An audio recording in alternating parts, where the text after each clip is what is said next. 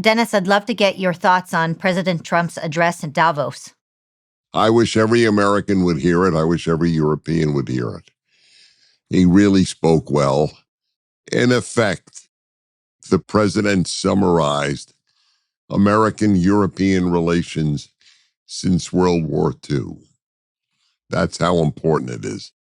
And he was much more praising of the Danes than he was in the original comments that he will make sure that they sell it to us. That was one of the few times I thought the president had really misspoken. You have to maintain the dignity of a good people, of a decent people, of an ally, and that's what he did while making the great case about America being the only power, the only country that could truly protect Greenland, and why it was necessary for the Western world, and obviously for America, to have some control of Greenland. But of course, he spoke on a lot of other matters. The best line of all, I thought, was when he said, the Chinese sell us these turbines, but they don't use them themselves. That was, and he said it better than I just quoted it. It was such a great point. The whole green expenditures of ruining the economies of every country that took green policy seriously. The whole thing is a travesty. Or as Woody Allen put it, it is a mockery of a travesty of a sham. And that's what it was. It's bankrupting the Western world, these green policies. As when we speak now, there is this massive ice storm in much of America. It's very hard to make the case every 12 years that it will be too late in 12 years. And then again, 12 years later, nothing happens or minimal happens. And then you say in 12 years again. Anyway, it was a magnificent speech. Yeah, President Trump calls it the green scam. And it's a very good point, right? China is very willing to manufacture and charge us for all kinds of panels and turbines, right. But they themselves, they don't Right. utilize it, right? They know that they need energy because the country that has energy ultimately wins. I'm curious. They're using coal. I'm curious, Dennis, for those who don't really understand the preoccupation with Greenland suddenly, that the Trump administration has so many things to focus on, right? We have this war in Iran. We just had this whole big issue in Venezuela. We're having massive internal issues. How do you explain to someone the preoccupation with Greenland at this point in time? Well, I take the Defense Department and the historians like Neil Ferguson, and I take the president seriously. That basically it comes down to this: if we don't have some control over Greenland, then China and or Russia will, and that's a serious problem for obvious reasons. And the other thing is, for our dome system, the American dome system to work, it has to be based first and foremost in Greenland. It's a very important thing. 56,000 people live there. That's a few apartment buildings in Manhattan. And I was in Greenland. I saw how few people were there.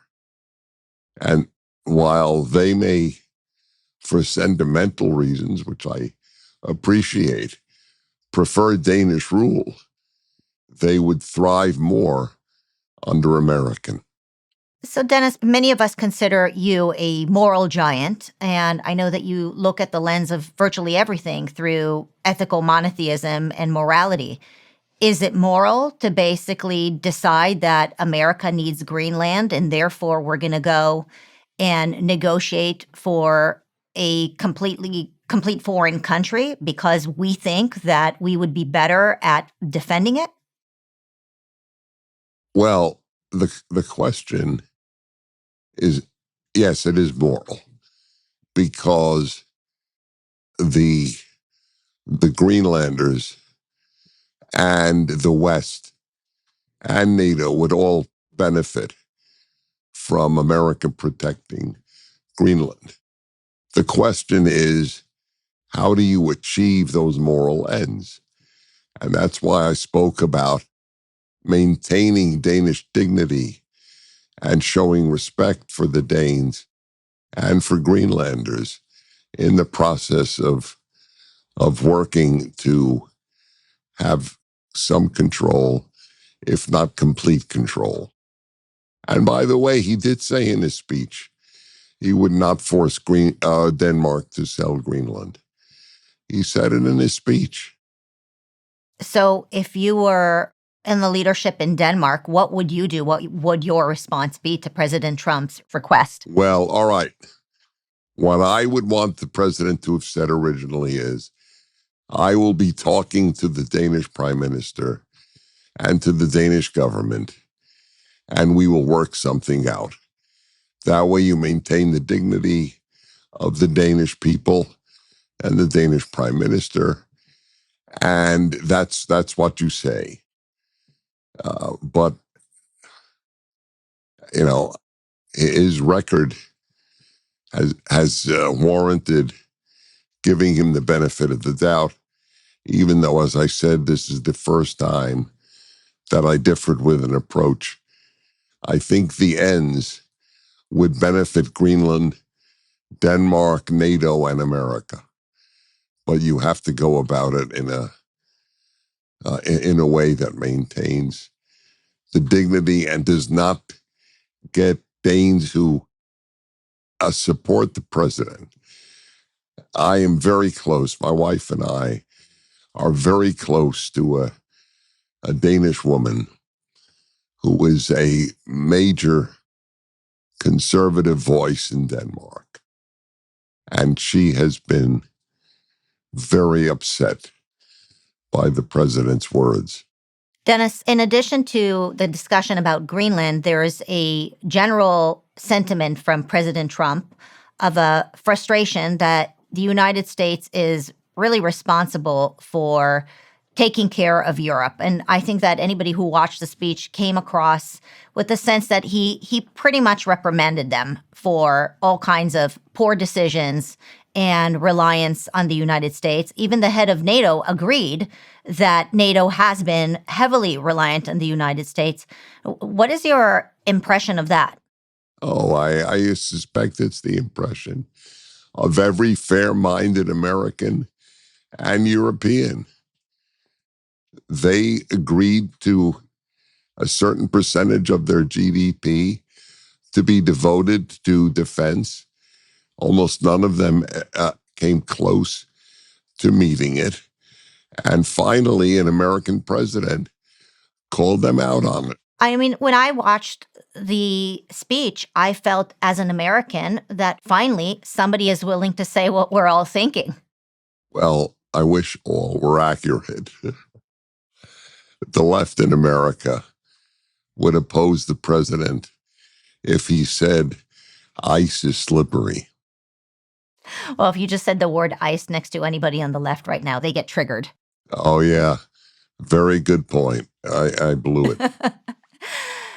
So, after the speech, I read a bunch of commentary. Of course, I always read what the left has to say because you have to see what they're saying.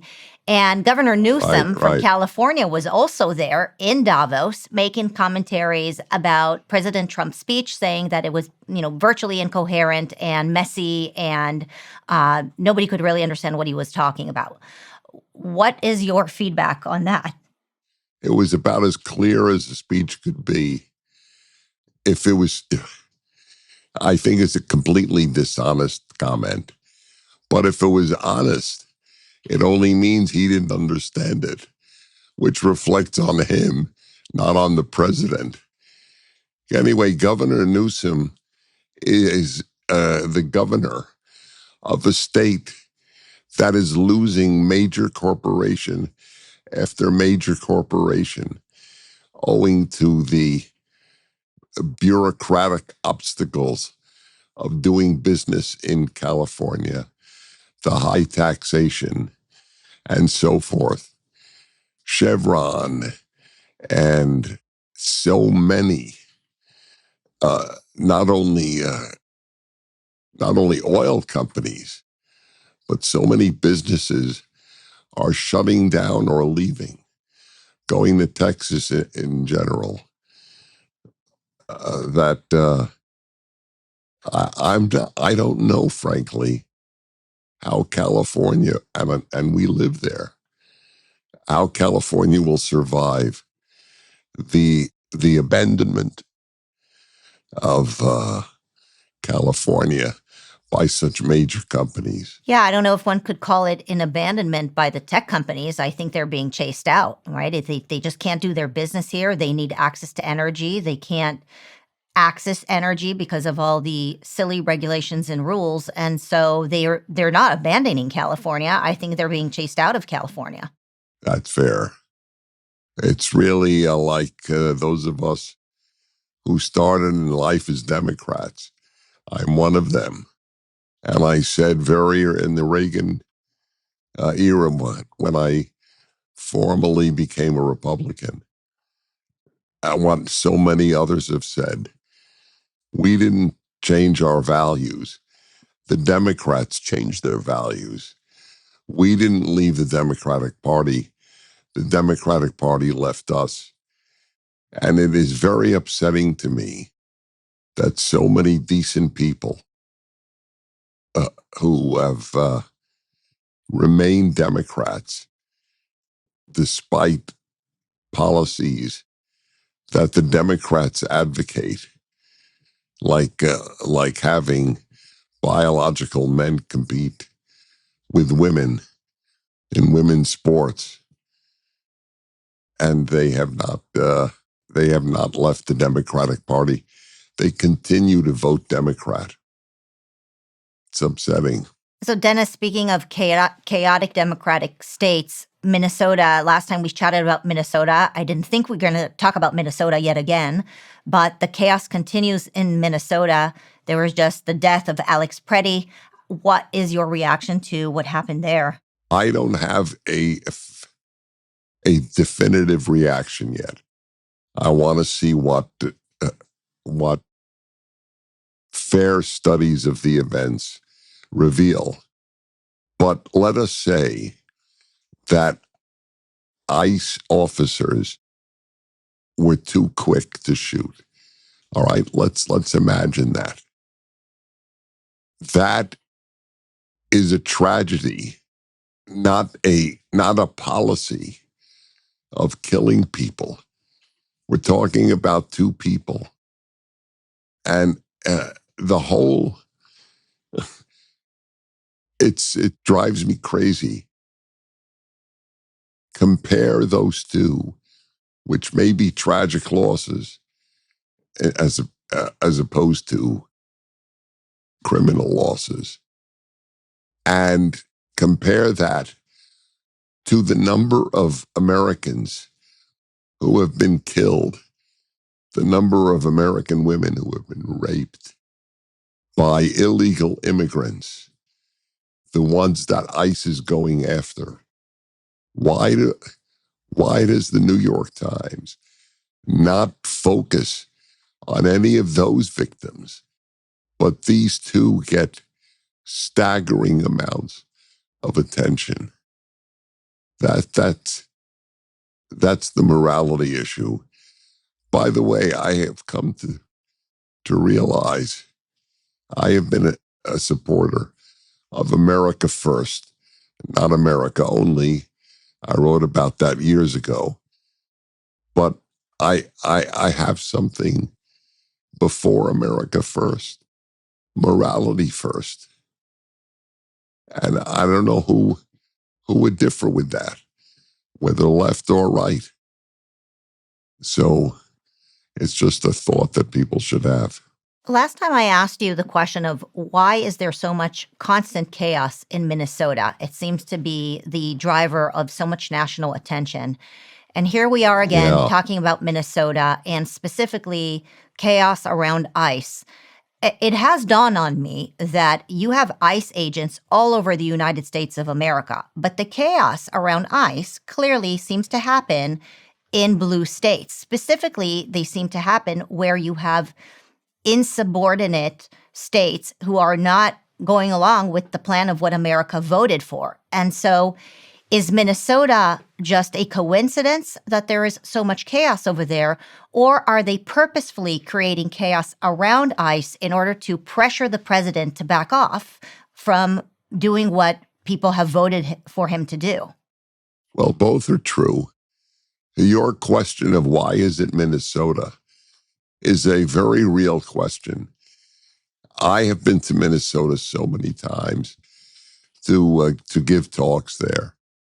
And we have some of our biggest supporters at PragerU who are from Minnesota. And I believe in Minnesota nice. It's a phrase used because so many Minnesotans are simply nice. So Minnesota taught me a very big lesson.